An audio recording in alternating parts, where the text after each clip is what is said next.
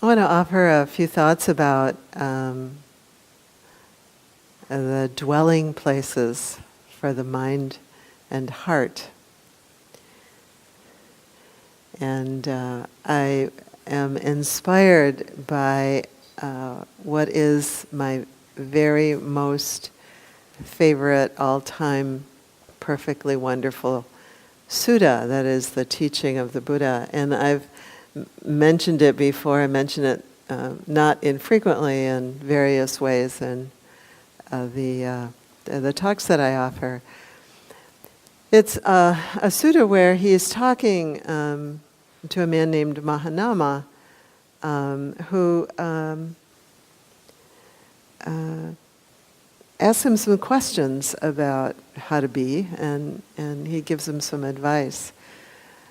And this sutta, I think, for me, just really kind of is, all of the teachings of the Buddha are like holograms. You can take it and then it means everything else. And this sutta is, I think of it as one that if I had one thing I could take to a desert island with me, it would be this particular sutta, because I find it so rich.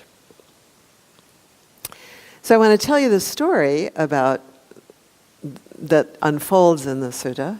Tell you the story, and to overview the teaching in it. The Buddha names a bunch of points that are teaching. Go into depth with a couple of them. We won't have time to do all of the teaching, and then invite you to contemplate a little bit, very specifically with a couple of them. So that's what I hope to do in the next half hour or so. And as I do this, I'd invite you, the theme is the dwelling places for the mind and heart. And I guess the thought to offer this teaching came up because I'm just so aware of the challenge of my mind's dwelling places, You know the kinds of things that compete for attention in the mind, and the ways that we sometimes dwell in ways that just aren't so helpful, whether it's with the day's news, or I was noticing as I was getting this ready, we have, you've heard me say, this summer we've had a total of 13 contractors at our house. They've been swarming all over the place. And one of the contractors just recently damaged something that one of the other contractors had just finished. And my husband took care of it. It was fine. It wasn't really a big deal. But I could notice the mind dwelling on it. There wasn't anything that was needed, but this mind was sort of like, and it's that sort of thing that the mind kind of lands on something and then chews on it and dwells on it. And so the Buddha has some teaching. He has some offering about that and about how to work with that. And the story is that this man named Mahanama was actually the Buddha's cousin, and he was in the royal family, and he was a ruler actually of the Sakyan clan, the clan that the Buddha belonged to, and a student of the Buddha's, and the Buddha had been there in the area for the rains retreat, which is that 3-month retreat during the monsoon season where the monastics don't travel because it's too wet and yucky and muddy, and so they all stay stay in one place. And Mahanama realized that the Buddha would soon be leaving because it was coming to the end of the rains retreat. And so he kind of sidles up to the Buddha one day and he says, I'll read you what he said. He had been ill also, during the time that the Buddha was there, and he was recovering. And he said to the Buddha, he said, I realize that you're about to set out wandering. You're gonna leave us pretty soon. And he says, for those of us living by means of various dwelling places for the mind, by means of which dwelling place should we live? You're going to go away. It's sort of like, you're going to go away. Now what do we do? How do we, how do we kind of navigate with the teachings when you're not here? And the image that came to me is sort of like, you're sick, and or you have a favorite relative who's really wise and caring, and maybe the doctor is going to leave. He says, well, by the way, I'm going to travel now for the next 9 months, in Australia, and you'll be okay. Don't worry about it.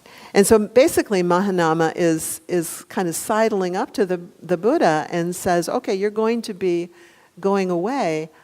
By what sort of dwelling places for the mind should we live? And the Buddha says, excellent, Mahanama, excellent. It is fitting for clansmen like you to approach me and ask for those of us living by means of various dwelling places for the mind, by means of which dwelling place should we live. So he compliments Mahanama about the question, for a number of reasons. We could actually do a whole talk on why that was such a good question, but basically it was a good question because he's investigating. He's looking to see, okay, what will work here? What will be helpful? And so he's really inquiring into his own practice. And the Buddha also has always taught, don't look to me to be your ultimate, truth. You have to find the truth for yourself. So that's another reason why it's an excellent question. That Mahanama is saying, okay, I'm trying to figure out how this is going to work for me. And then the Buddha goes on to say, he said, this is sort of the outline of the instruction. He said, one who is aroused to practice, he says, is sort of a given that one has conviction. It's a good thing to do. Persistence. Established mindfulness. Concentration, and is discerning. He says, basically he says, this is who I'm teaching. People who have conviction, persistence, mindfulness, concentration, and some discernment. He said, okay, once you have that, here's what I propose in terms of the dwelling places for the mind. And he goes through and he talks about 6 of them. He says, there is a case where you recollect the Buddha. You recollect me. There's the case where you recollect the Dharma. You contemplate the Dharma. He says there's the case where you recollect the Sangha. You recollect the community of noble ones. You think about them. You contemplate them. There's the case where you recollect your own virtues. Really? Yeah, that was the 4th one. Where you recollect your own virtues. The 5th one is where you recollect your own generosity. It's always interesting to me that he singled out generosity. The Buddha, Dharma, Sangha, virtues, and generosity as one that's right up there with recollecting the Buddha. And the last one, he says, is you recollect the devas. And so I'm like, devas, what are devas anyway? And so the devas are, at the time of the Buddha, there was a more common belief in devas. Devas are beings who live in other realms. They're said to be like, I forget how many, I'll look it up in a minute, lots of different realms of other beings, and so people were kind of familiar with the idea of beings in other realms who could be helpful. I think about when I was in Catholic school and we made room next to us for the angels, or the people or channeled. Sometimes we hear about channeled guidance, and I think they're talking about devas. So he said, so you recollect these things. You recollect the Buddha, you recollect the Dharma, you recollect the Sangha, you recollect your own virtues, you recollect generosity, and you recollect the devas. Now, I'm going to invite us to inquire a little bit more deeply into a couple of them. I am open to suggestions about which ones you want to inquire into if you have a particular curiosity about one of them. But as we do, I would invite you to contemplate, just some place where some dilemma that you have about the dwelling place of the mind. How do I work with, I don't know what it would be, the news, or how do I work with that relative who's started drinking again, or the knowledge of that. How do I work with that contractor who did that, made that hole in my backyard? Or how do I work with my relative's illness or my own illness?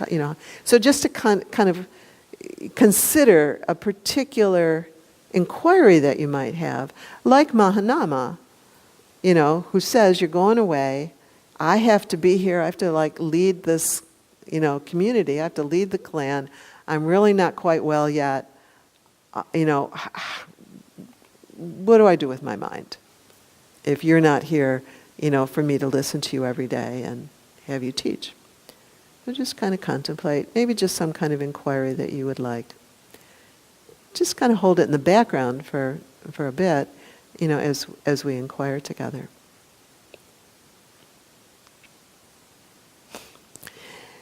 And then, what I thought we could do is inquire. So I, told you the story, told you sort of the outline of the Buddha's teachings, and now I want to take maybe just a couple of them and inquire a little bit more deeply, and in particular, inquire a little bit more deeply into how that might be relevant to whatever it is you're thinking about.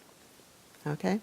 Does anybody, I could pick one or two. Anybody have a vote? Any, Buddha, Dharma, Sangha, virtues, generosity, devas? Anybody? Oh, Julie was right there. Yes. Generosity. Okay. All right. So I find it, and how about another one? Anybody? Another one? Devas. I don't know anything about the devas. So generosity. Well, let me read you the whole thing. Boop, ba-doop, ba-doop, ba-doop, ba-doop.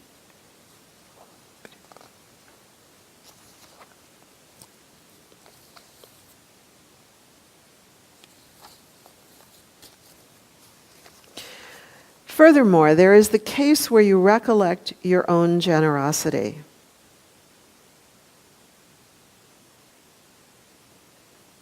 It is a gain, a great gain for me, that among people overcome with the stain of possessiveness, I live at home, my awareness cleansed of the stain of possessiveness, freely generous, open-handed, delighting in being magnanimous, responsive to requests, delighting in the distribution of alms. And this is the phrase that actually ends each of the contemplations. The Buddha says, at any time when a disciple of the noble ones is recollecting generosity, his mind is not overcome with passion. His mind is not overcome with aversion. Her mind is not overcome with delusion.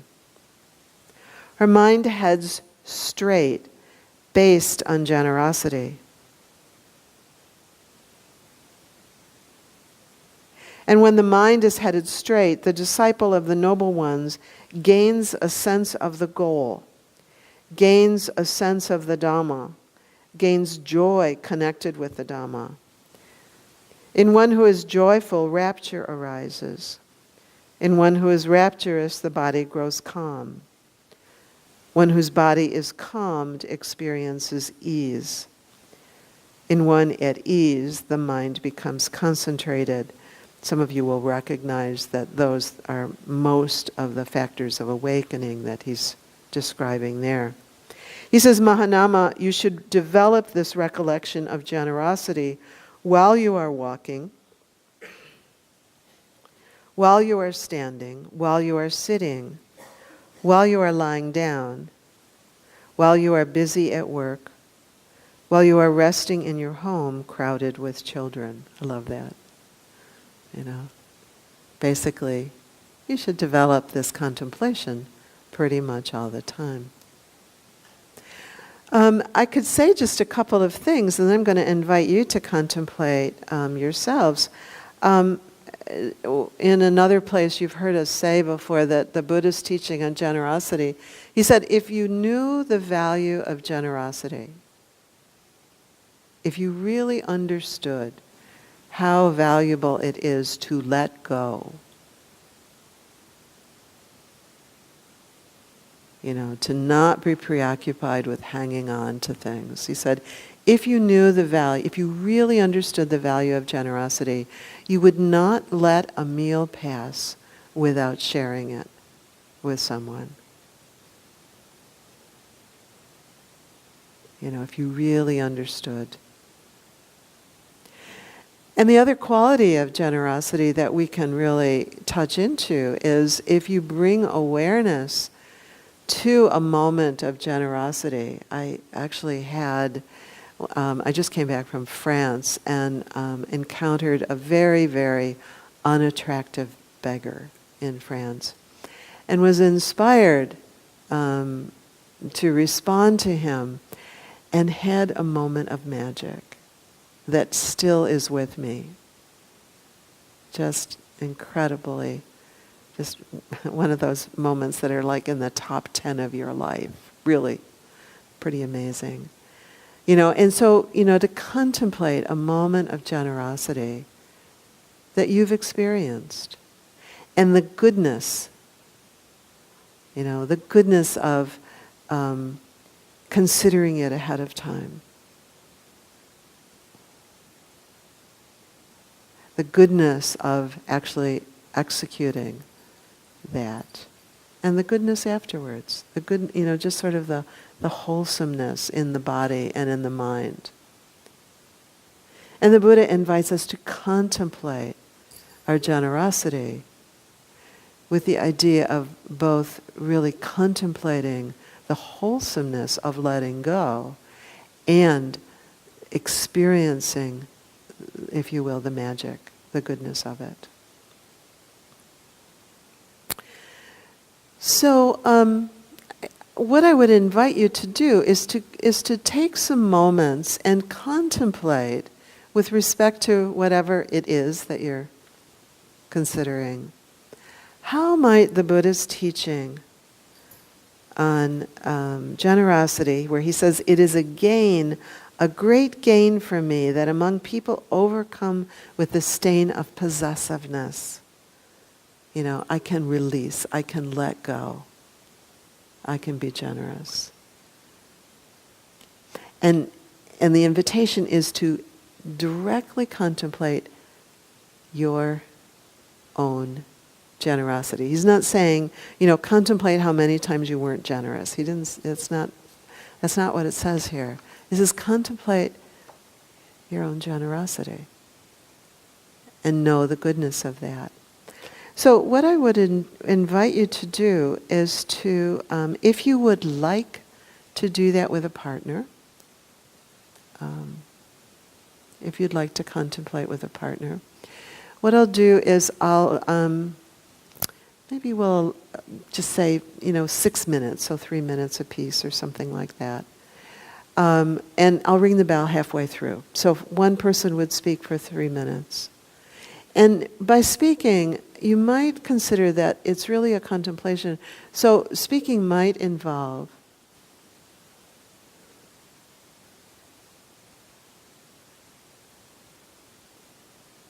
pausing,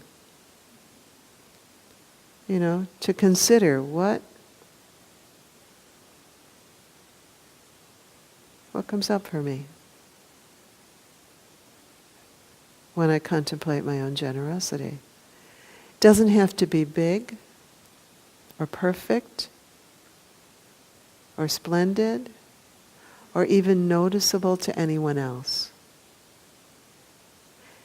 Contemplate the goodness of generosity.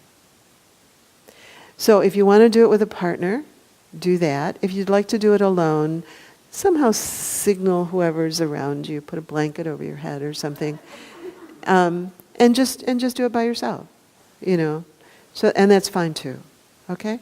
So I'll just ring the bell. I'll time it. We'll say 2.5 minutes, something like that, a piece. Just, and then I'll ring the bell and you can switch.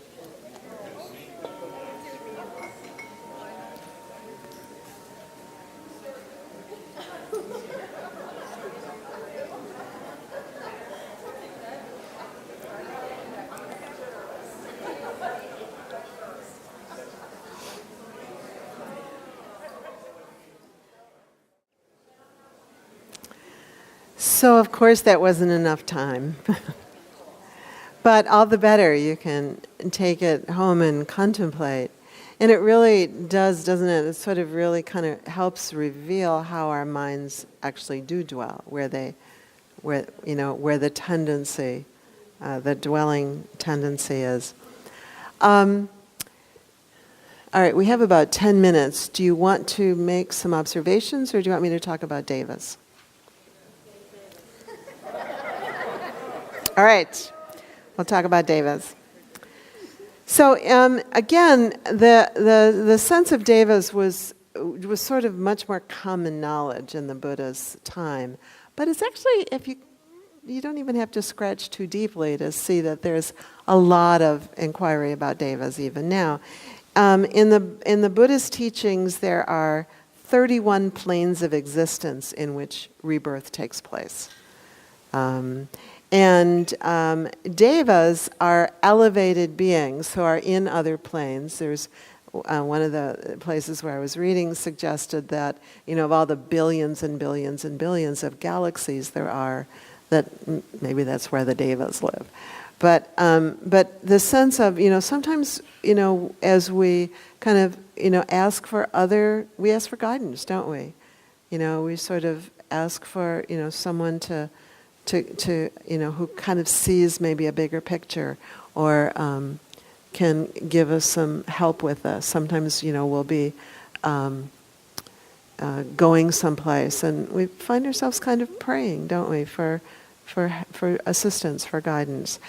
So the Buddha actually actively taught that there were 31 planes of existence in which rebirth takes place, and that devas are elevated beings who had been reborn in celestial planes as a result of their words, thoughts, and actions. Devas are not enlightened beings, and so that's sort of an interesting kind of, I don't know if, when people talk about channeled information, as though somehow that was the ultimate truth.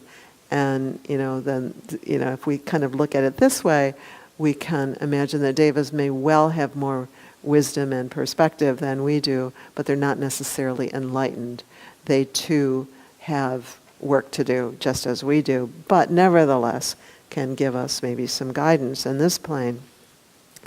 They are just as much in bondage to delusion and desire as human beings, and is in need of guidance from the enlightened one. And then this is the sutta itself, what it says about the devas. The Buddha says, whatever conviction they were endowed with, that when falling away from this life, they re-arose in if you will, a higher realm. That same sort of conviction is present in me as well. So the Buddha is inviting us to contemplate that even though there are these beings who presumably have more wisdom, more perspective, more virtue, have cultivated that over lifetimes, that whatever conviction they were endowed with, that same sort of conviction is present in me as well. This is what the contemplation is that the Buddha is inviting. These are the Buddha's words. Whatever virtue they were endowed with, that when falling away from this life, they re-arose there, that same sort of virtue is present in me as well. Whatever learning they were endowed with, that when falling away from this life, they re-arose there, the same sort of learning is present in me as well. Whatever generosity they were endowed with, that, when falling away from this life, they re-arose there, the same sort of generosity is present in me as well. Whatever discernment they were endowed with, that, when falling away from this life, they re-arose there, the same sort of discernment is present in me as well. And any time when a disciple of the Noble Ones is recollecting the conviction, virtue, learning, generosity, and discernment found both in himself and the Devas, his mind is not overcome with passion, not overcome with aversion, not overcome with delusion. His mind heads straight, based on the qualities of the Devas. And when the mind is headed straight, the disciple of the Noble Ones gains a sense of the goal, gains a sense of the Dhamma, gains joy connected with the Dhamma. In one who is joyful, rapture arises. In one who is rapturous, the body grows calm. One whose body is calmed experiences ease. In one at ease, the mind becomes concentrated. Mahanama, you should develop this recollection of the Devas while you are walking, while you are standing, while you are sitting, while you are lying down, while you are busy at work, while you are resting in your home crowded with children. And for me, much of the whole sutta, when the teaching here, notice that the teaching just invites us to ease. A dwelling place of the mind that invites us to joy, that invites us to rapture, that invites us to calm, that invites us to ease. These are the dwelling places of the mind that the Buddha invites us to contemplate. And then, of course, the dilemma is, okay, well, how do I do that? With respect to, fill in the blank, whatever that is. And that's the contemplation, really. That kind of personal inquiry that the Buddha invites Mahanama to explore. He basically is saying to Mahanama, he says, look, don't count on me to come and give a brilliant talk. It's okay that I'm going away. Let your mind dwell in these places and let that dwelling be, the nourishment for calm and joy and ease, no matter what. No matter what. So the invitation for each of us, I would propose, as we inquire, and I will ask Judy to post the sutta, the whole sutta itself, on the website, so you can play with it as you like. But we're just contemplating how the teachings might nourish and strengthen our minds and our hearts. Feeding our minds and hearts, strengthening our minds and hearts to be able to navigate in whatever way is called for, whatever that difficulty is that you're inquiring into. And it could be a million different ways. That the person next to you might have a similar difficulty, but actually be called to manifest speech and action that's quite different. So the Buddha says, don't worry that I'm going away. You have what is in you. You have within you the medicine that will heal you. It's okay. So that medicine is what affects our relationship with and the choices that we make about the many things competing for space in our neurons. Competing for space. How much shall I dwell on this? Okay? dwelling places for the mind and heart. Really invite you to kind of carry the contemplation forward. Let it nourish you. May it nourish all of us. Blessings.